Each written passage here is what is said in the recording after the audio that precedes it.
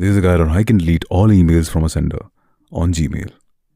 If you find this guide helpful, consider subscribing and liking the video. So the first step is open Gmail. After that, what you have to do is you have to copy the email of the sender that you want to delete the emails from. For example, I'm deleting all the emails from AdGuard. So what I'm going to do is I'm going to open this. After that, I'm going to copy the email and then click on the search bar again. Click on From. Then paste the email here.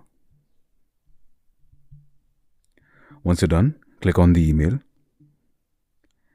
As you can see, these are all the emails that I've gotten from AdGuard. Okay. Then hold on to any one of the emails. Okay, as you can see, there's an option here which says select all. So we are going to click on this. As you can see, all 63 emails are selected. And then you have to click on the trash icon on the top. Click on OK. And there you go. As you can see, it says 63 deleted. And that's it. That's how you delete all the emails from a sender on Gmail.